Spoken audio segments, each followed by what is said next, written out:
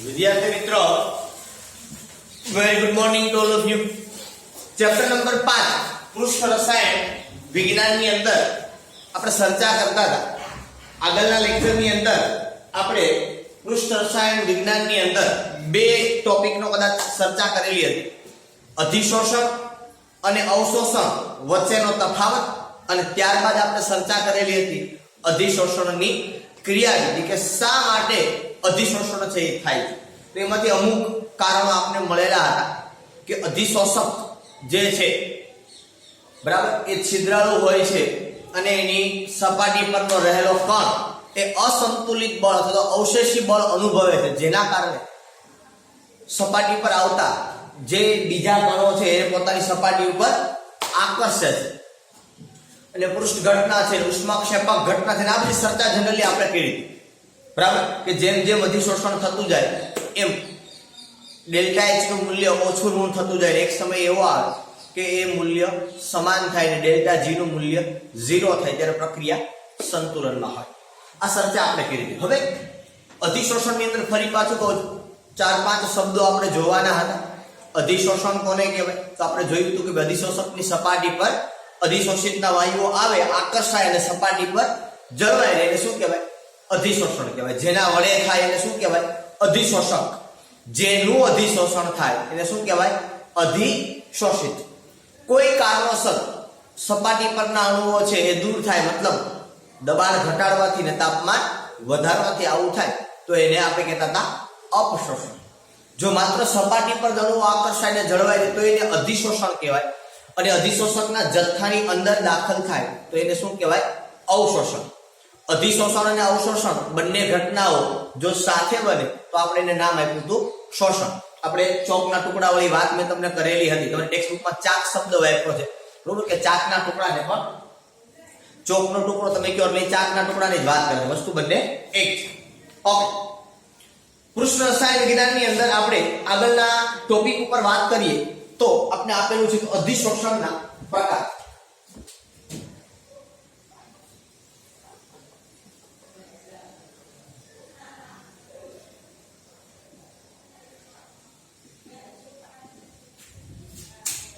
કે ભાઈ અધિશોષણ છે એ અધિશોષણના પ્રકાર કેટલા?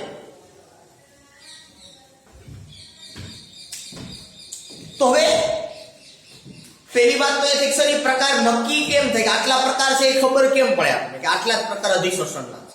તો એ વસ્તુ નક્કી કરવા માટે આપણે જોવાનું છે કે જે અધિશોષક છે કે જેની સપાટી પર અધિશોષણ થાય છે એ કેવી રીતે ત્યાં અણુઓ છે આવે છે, કયા પ્રકારના બંધથી જોડાય છે. આ બંધના પ્રકારના હતા કે અધિશોષકની સપાટી પર જે વાયુના અણુઓ આવે છે, દાખલા તરીકે સપોઝ આપણે આગળ પણ વાત કરી અને અત્યારે પણ એ બાબતની ચર્ચા કરીએ.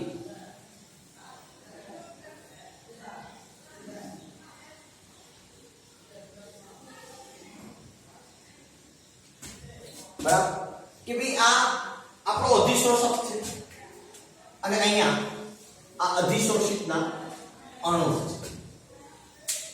હવે આ અધિશોષક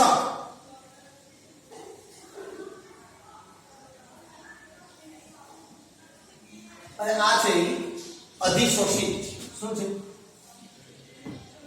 અધિશોષિત. બરાબર.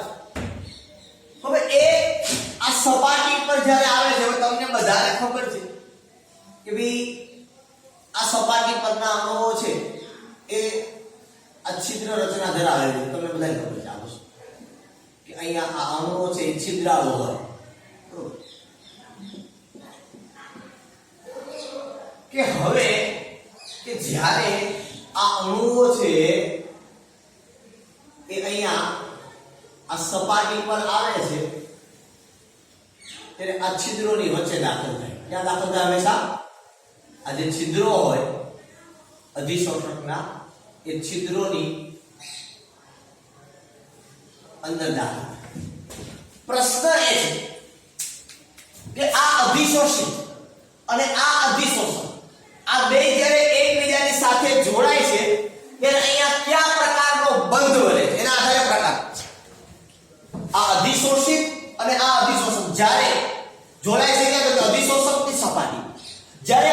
અધિશોષકની સપાટી પર જોડાય છે ત્યારે અહીંયા કયા પ્રકારનો બંધ બને છે એ બંધના આધારે અધિશોષણ છે એના પ્રકાર થશે બરાબર છે હવે પહેલી વાત કે જો અધિશોષક અને અધિશોષિત આની વચ્ચે જો વાંડરવાલ્સ બંધ હોય મતલબ કે નિર્બળ વાંડરવાલ્સ બંધ હોય વાંડરવાલ્સ બંધ હંમેશા નિર્બળ હોય તમને ખબર છે તમે 11મા ધોરણની અંદર ભણી ગયા વાયુ અને પ્રવાહી નામના ચેપ્ટરની અંદર બરાબર તો અધિશોષક અને અધિશોષિત આ જો સપાટી પર છે જે જોડાય છે જો ત્યાં નિર્બળ વાંડરવાલ્સ બળથી જોડાય તો એને ભૌતિક અધિશોષણ કહેવાય કયું અધિશોષણ કહેવાય તો એને ભૌતિક અધિશોષણ કહેવાય પણ જો અધિશોષક અને અધિશોષિત આની વચ્ચે રાસાયણિક બંધ બને કયો બંધ બને રાસાયણિક બંધ એટલે તો કે સહસંયોજક બંધ બને આયનીય બંધ બને જો આવો બંધ એની વચ્ચે બનતો હોય તો એને રાસાયણિક અધિશોષણ કહેવાય શું કહેવાય એને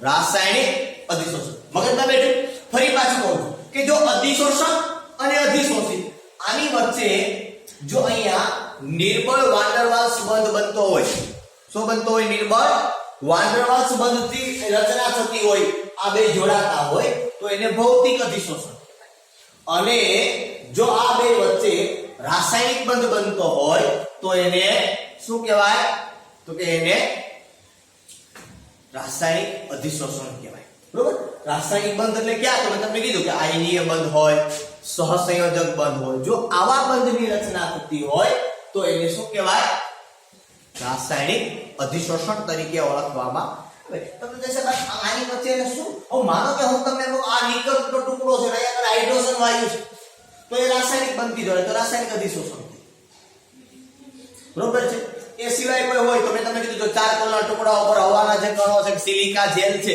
એ સિલિકા જેલ ઉપર હવાના ભેજના કણો છે અધિશોષિત થાય તો એ ભૌતિક અધિશોષણ છે એની વચ્ચે રાસાયણિક બંધનની રચના થાય કે સિલિકા જેલ છે ઈનો બે પ્રક્રિયા રાસાયણિક પ્રક્રિયા કરશે ને એનો મતલબ એવો છે કે અધિશોષક અને અધિશોષિત જો આની વચ્ચે રાસાયણિક પ્રક્રિયા થાય તો એ રાસાયણિક અધિશોષણ હોય જો એની વચ્ચે રાસાયણિક પ્રક્રિયા ન થાય તો એ ભૌતિક અધિશોષણ હોય મગજમાં બેઠી આખો વસ્તુ જે કહેવાની છે બરાબર કે ભાઈ ઘન અધિશોષકની સપાટી પર વાયુના અણુઓ છે એ નિર્બળ વાંડરવાલ્સ બંધથી જોડાતા હોય તો એને ભૌતિક અધિશોષણ કહેવાય બરોબર ભૌતિક અધિશોષણ છે ઇંગ્લિશમાં ભૌતિક એટલે ફિઝિકલ અધિશોષણ એટલે એડસોર્પ્શન અધિશોષણ એટલે એડસોર્પ્શન તો ફિઝિકલ એડસોર્પ્શન એટલે એને ટૂંકમાં ફિઝિસોર્પ્શન એવું નામ આપ્યું શું નામ આપ્યું છે ફિઝિસોર્પ્શન બરોબર એવી જ રીતે જો અધિશોષક અને અધિશોષિત વચ્ચે રાસાયણિક બંધની રચના થાય કે ઘન અધિશોષકની સપાટી પર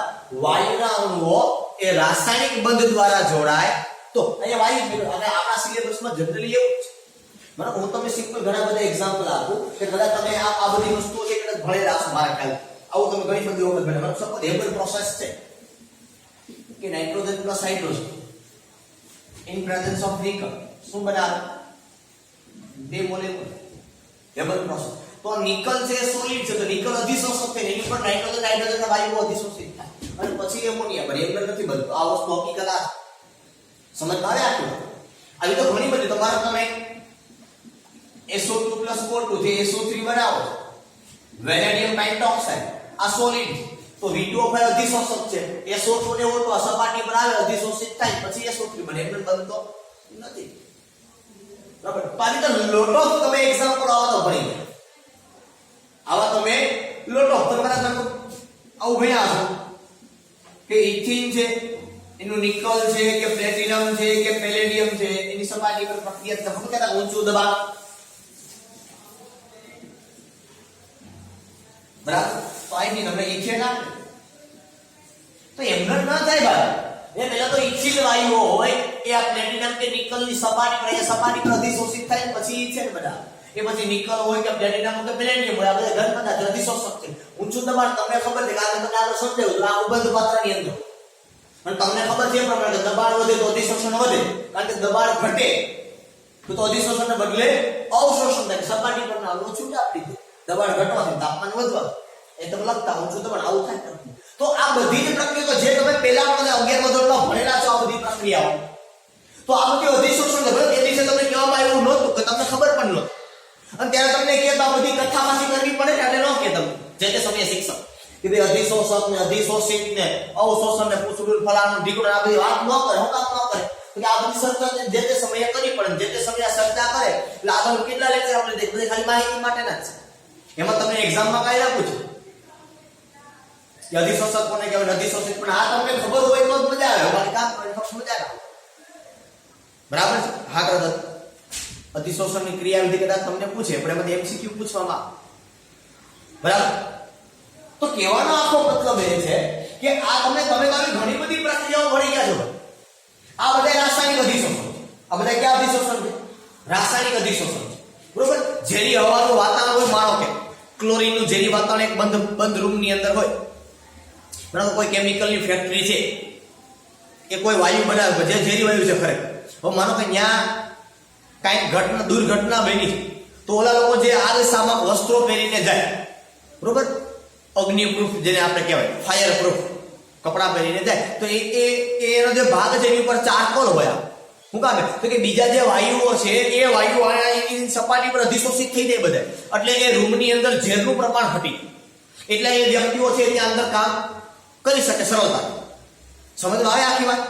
બરોબર? મેં તમને કીધું હતું એ પ્રમાણે એની પહેલા કે ઓનલાઈન તમે કંઈ પણ વસ્તુ મગાવો છો તો શૂઝની અંદર સિલિકા જેલની પડીકી હોય તો એ સિલિકા જેલ છે એની સપાટી પર ભેજના અણુઓ છે એ અધિશોષિત થઈ જાય, એટલે ભેજનું પ્રમાણ ઘટી જાય, એટલે એમાં વાસ નહીં આવે. બરોબર? દાળમાં તમે મીઠાવાળી વાત કરી હતી, બરોબર? તે પછી આપણે વાત કરી હતી મિથિલિન બ્લુમાં તમે ચારકોલના કટકા નાખો તો બ્લુના રંગના કણો છે એનું પ્રમાણ ઘટી જાય, ગાળી લ્યો એટલે. તો આ બધા ભૌતિક અધિશોષણ છે. ભૌતિક અધિશોષણ અને રાસાયણિકમાં ફેર છે તો કે અધિશોષક અને અધિશોષિત વચ્ચે રાસાયણિક પ્રક્રિયા થાય.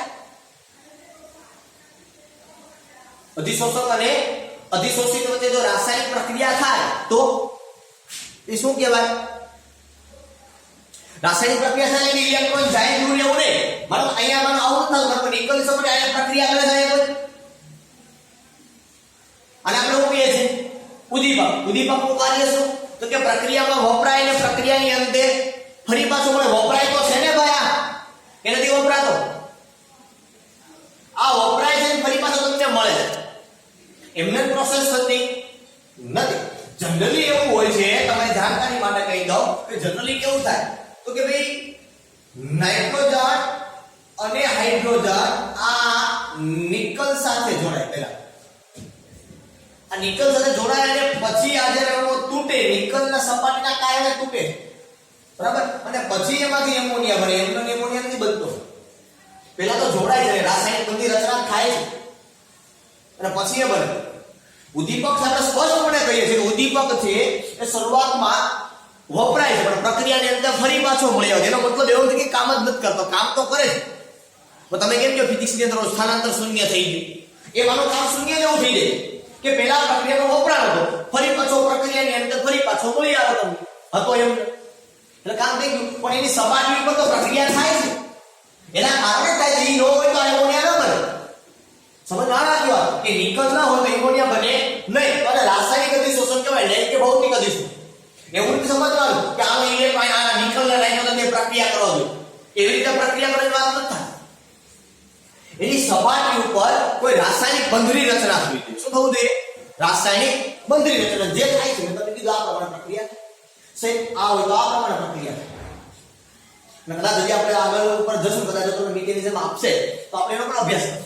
પણ કદાચ તમને એ બધી મિકેનિઝમ ઊંડી નહીં આપવામાં, ક્રિયાવિધિ જેને કહેવાય, જૂના સિલેબસની અંદર ક્રિયાવિધિઓ હતી, ઓર્ગેનિકના ચેપ્ટરની અંદર પણ હતી, બરાબર, પણ હવે એ ક્રિયાવિધિઓ છે એ આવતી નથી, નીકળી, બરાબર. તો આ રાસાયણિક અધિશોષણ છે, ભલે નિકલ અને પ્રક્રિયા ન કરે પણ એકંદરે કરે, ફરી પાછો મળી આવે એટલે વપરાતો નથી, એટલે આપણે એવું ઉદ્દીપક કહીએ છીએ. પણ એનો મતલબ એવો નથી કે નિકલ નાઇટ્રોજન હાઇડ્રોજન આરે બે આરે કઈ બંધ બનાવતો નથી, રાસાયણિક બંધ એની સાથે. સમજમાં આવે આખી વાત? બરાબર. તો અધિશોષણ છે એ કંઈક આ પ્રકારે કાર્ય કરવાનું છે. ફરી પાછો આપણે લાઈન પર આવીએ કે ભાઈ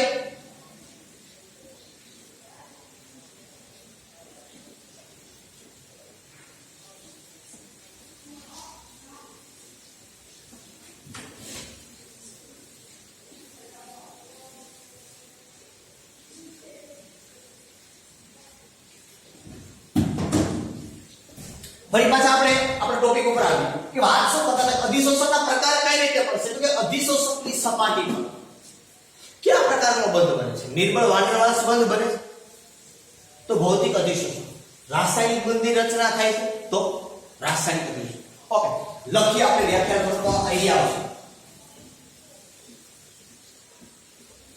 ઘન પદાર્થની અથવા તો ઘન અધિશોષકની લખો તો પણ ચાલે ઘન પદાર્થની સપાટી પર વાયુ અણુના આધાર પર લખી નાખો આધાર અધિશોષણ ના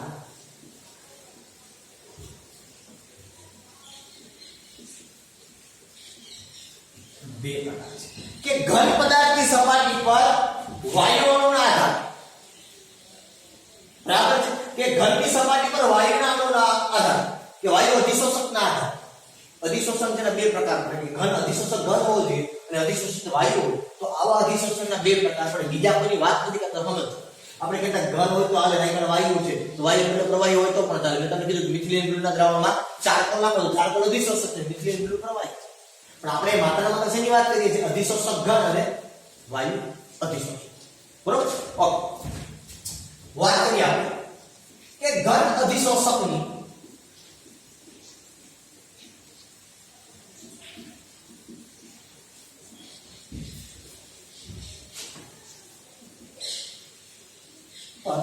વાયુના અણુઓ નિર્બળ વાંદરવાસ બંધ દ્વારા આકર્ષાય અથવા તો જોડાય તો તેને ભૌતિક અધિશોષણ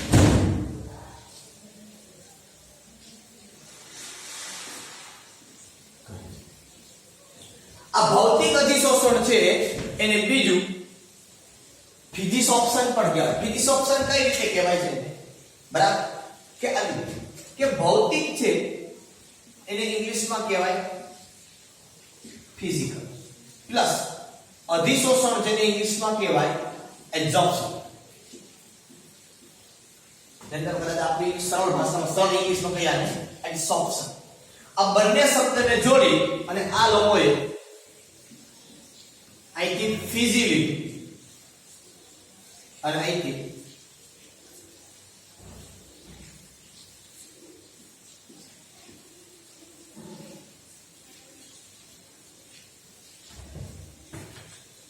સમજદાર આપ્યો તો આ લોકોએ આને ફિઝિસોપ્શન તરીકે ઓળખવામાં આવે એવું કીધું શું કીધું ભૌતિક અધિશોષણ ને ફિઝિકલ એબ્સોર્પ્શન ને બંને શું કીધું એને ફિઝિસોપ્શન તરીકે એને ઓળખવામાં આવે છે આ નામથી એને ઓળખવામાં આવે તો આપણે એને કહી શકીએ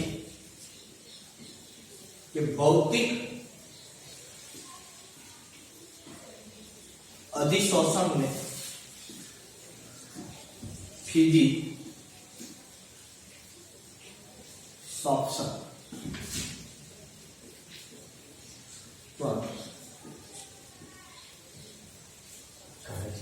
શું કહેવાય એને ફિઝિસોપ્શન તરીકે પણ આપણે એને શબ્દનો આવે પણ ચાલશે આપણે એવું છે આ ભૌતિક અધિશોષણની વાત એટલે રાસાયણિકની વાત કરીએ રાસાયણિકમાં તમને શું કીધું હતું કે અધિશોષક અને અધિશોષિત વચ્ચે રાસાયણિક બંધ રચના તો શું લખાય તો કે ભાઈ ઘન અધિશોષક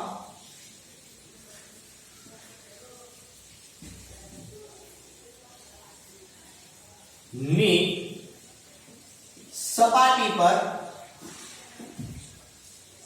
વાયુના અણુઓ રાસાયણિક બંધ દ્વારા આકર્ષાય અથવા તો રાસાયણિક બંધની રચના થાય તો તેને રાસાયણિક અધિશોષણ કહે છે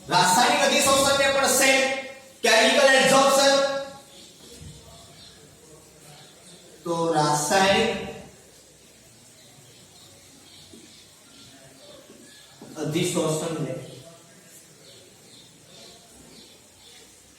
કેમિસોપ્શન તરીકે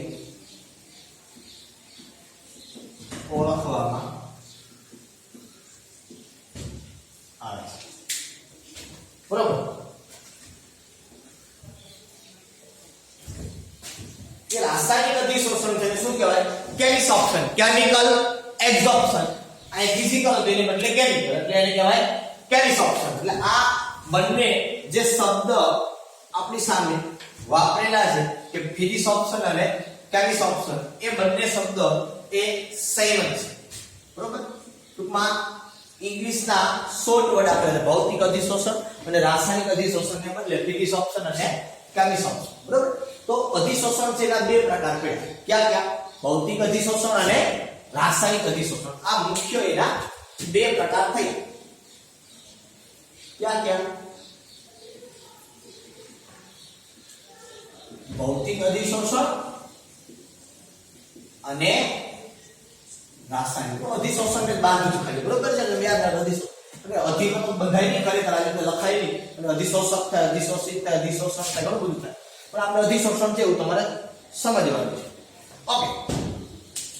હવે મેં તમને હમણાં કીધું કે ભૌતિક અધિશોષણ તો આપણે સ્પષ્ટપણે કીધું ભાઈ નિર્બળ વાસરવાસ બનતી જો તો એને ભૌતિક અધિશોષણ કહેવાય. પણ રાસાયણિક અધિશોષણમાં આપણે કીધું રાસાયણિક બનતી જો ને તો રાસાયણિક બંધ છે એ કેવો હોય? આપણે લખીએ કે રાસાયણિક બંધ એ સ્વાભાવિક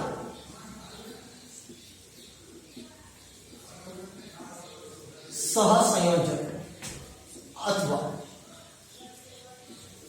આયની હોય. આનો મતલબ શું? તો કે રાસાયણિક બંધ છે આ જે બંધ બને છે રાસાયણિક અધિશોષણમાં એ કાં તો સહસંયોજક બંધ હશે અને કાં તો કેવો હશે? આયનીય બંધ હશે. સેકન્ડ બીજી વાત મારે કહેવી છે કે ભાઈ ઘણી વખત જ્યારે રાસાયણિક અધિશોષણ થાય ત્યારે રાસાયણિક અધિશોષણ દરમિયાન સક્રિયકરણ ઉર્જાનું મૂલ્ય વધુ જોઈએ. શું જોઈએ? સક્રિયકરણ ઉર્જાનું મૂલ્ય વધુ જોઈએ. તો આપણને પ્રશ્ન થાય કે સર સક્રિયકરણ ઉર્જા એટલે શું? ઓકે. સક્રિયકરણ ઉર્જા ને ઇંગ્લિશમાં એક્ટિવેશન એનર્જી એવું કહેવાય. શું કહેવાય? સક્રિયકરણ ઉર્જા એટલે શું કહેવાય? Activation energy. એક્ટિવેશન એનર્જી એટલે શું? તો કે કોઈ પણ પ્રક્રિયાને શરૂ કરવા માટે આપવી પડતી ઉર્જા આને શું કહેવાય? સક્રિયકરણ ઉર્જા. કોઈ પણ પ્રક્રિયાને શરૂ કરવા માટે આપવી પડતી ઉર્જાને શું કહેવાય? સક્રિયકરણ ઉર્જા તરીકે ઓળખવામાં આવે છે. બરાબર. તમે ઘણી વખત જોયું છે. બરોબર. ઘણી વખત મેં પણ એક્ઝામ્પલ આપેલા. કદાચ તમે ધોરણ 11 ની અંદર જ્યારે આપણે સંતુલન ચેપ્ટર ભણ્યા તો એ સંતુલન ચેપ્ટર દરમિયાન તમે એની અંદર એક્ઝામ્પલ જોયો તો સક્રિયકરણ ઉર્જાની આપણે વાત ત્યારે ઘણી બધી આપણે કરેલી જે તે સમયે પણ આવ્યું. બરોબર. શેમાં? તો કે લસટેલના નિયમને અસર કરતા પરિબળો એમાં આપણે જોયું હતું ઉદ્દીપકની અસર ને ઉદ્દીપકની અંદર આપણે વાત કરતા હતા કે સક્રિયકરણ ઉર્જા છે એ અગત્યનું પરિબળ છે. માનો કે એક સિમ્પલ વસ્તુ હું તમને એક્ઝામ્પલ આપું. માનો તમારે બાઇક છે એ સ્ટાર્ટ કરવું છે. બાઇકને શું કરવું છે?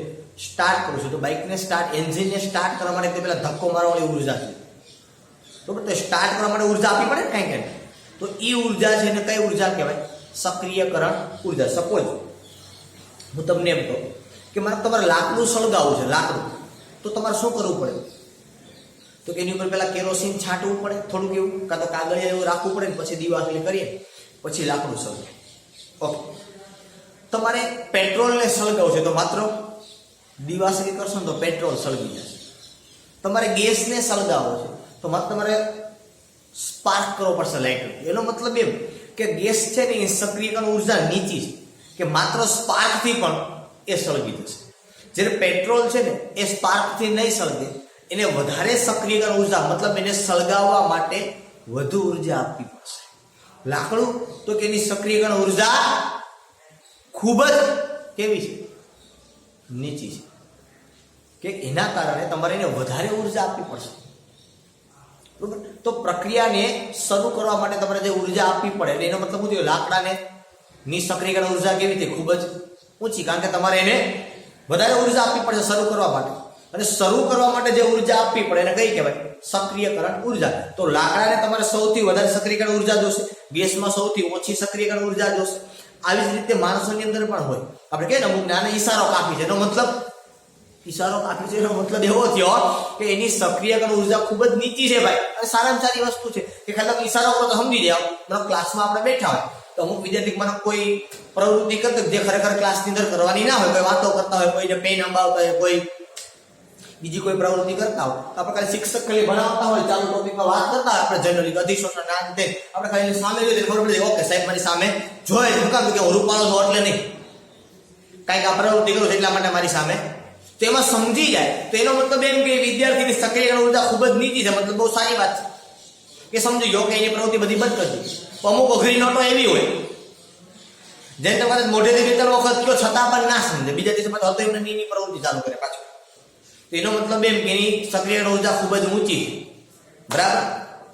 તો રાસાયણિક બંધ જ્યારે બને તો રાસાયણિક અધિશોષણની અંદર એવું છે કે ત્યાં સક્રિયકરણ ઉર્જા છે એની વધુ છે. એનો મતલબ કે એની જાતે સ્ટાર્ટ નહીં થાય, સ્ટાર્ટ કરવા માટે તમારે ઉર્જા આપવી પડશે.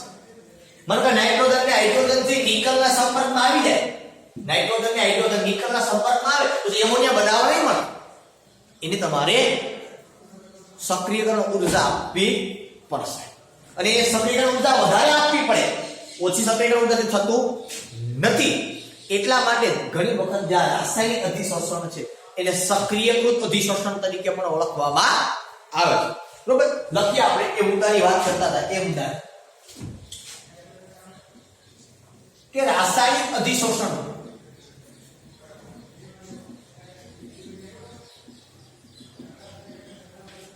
સક્રિયકરણ ઉર્જા એને કહેવાય EA.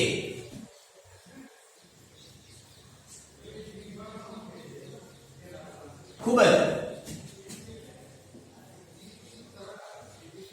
ઊંચી હોય છે, જેથી તેને ઘણીવાર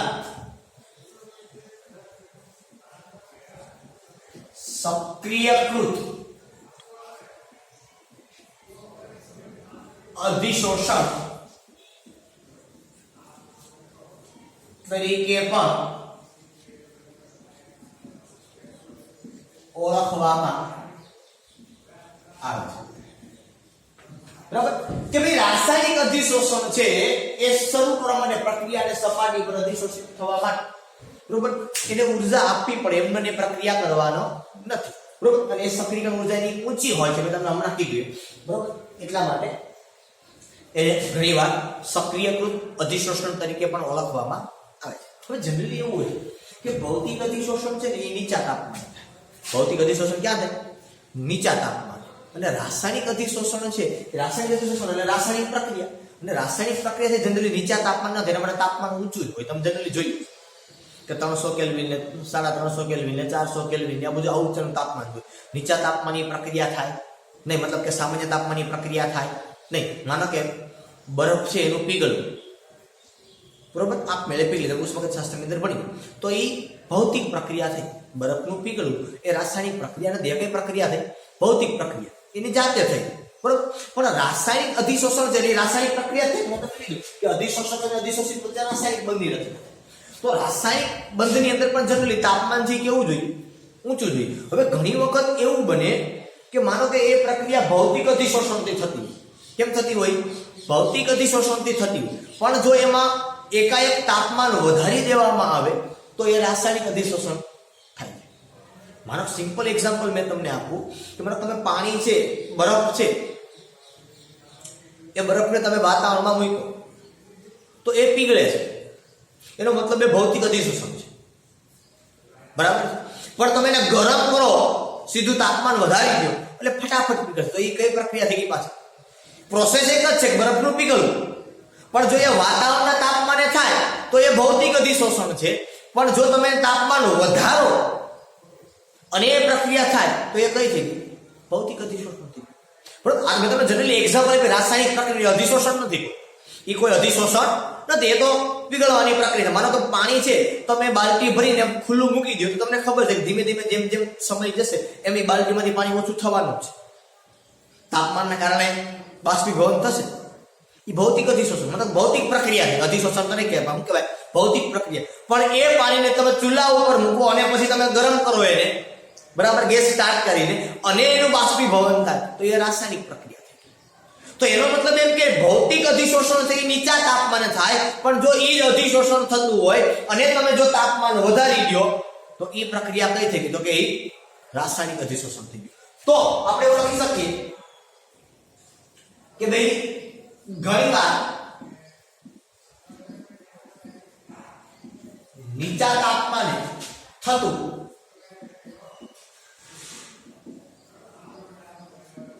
ભૌતિક અધિશોષણમાં જો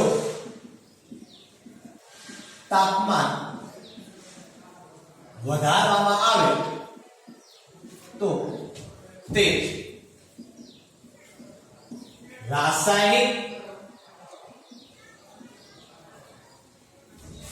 અધિશોષણમાં પરિણમે. સપોઝ જો હું તમને એક્ઝામ્પલ આપું ને તો એ જ એક્ઝામ્પલ આજ બેસ્ટ છે કે નિકલ ધાતુની સપાટી પર જ્યારે પેલા હાઇડ્રોજન વાયુની માત્રા વાત કે જ્યારે હાઇડ્રોજન વાયુ અહીંયા આવે છે તો એ ભૌતિક અધિશોષણ સમજો આવે છે. હાઇડ્રોજન H2 અહીંયા આવે છે તો એ ભૌતિક અધિશોષણ છે. પણ આ પ્રક્રિયામાં તમને ખબર છે N2 + H2 in presence of nickel નો એમોનિયા. હવે એમને નથી બનતા ભાઈ. ખરેખર તો શું થાય ખબર છે? હકીકત પ્રક્રિયા એવી છે કે ભાઈ આ નિકલની સપાટી પર હાઇડ્રોજનના અણુઓ આવે ને, આ આવે પેલા એ ભૌતિક અધિશોષણ. પણ ખરેખર શું થાય તો કે હાઇડ્રોજન છે ને એનું પેલા તો નિકલની સપાટીની અંદર આવું સેમ નાઇટ્રોજન છે ને એનું નિકલની સપાટી પર જેને મુક્ત મૂલક તરીકે પેલા તો આ મુક્ત મૂલકો બને. હવે જ્યારે પેલા આ હાઇડ્રોજન છે એ નિકલની સપાટી પર પેલા આવે તો એ ભૌતિક અધિશોષણ. આ જે પ્રોસેસ થઈ આટલી પ્રોસેસ આ ભૌતિક અધિશોષણ છે. પણ પછી હવે ફરી પાછું ઉદાહરણ તો કે આ જે હાઇડ્રોજનના મુક્ત મૂલક બન્યા એ ફરી પાછા નિકલની સપાટી પર આ પણ ફરી પાછા નિકલની સપાટી સાથે પ્રક્રિયા કરી અને જે એમોનિયા બનાવવાના છે આ પ્રોસેસ કે જે હાઇડ્રોજનના મુક્ત મૂલક છે ઈ નિકલની સપાટી પર આવે છે તો આ જે વસ્તુ બની આ રાસાયણિક અધિશોષણ છે.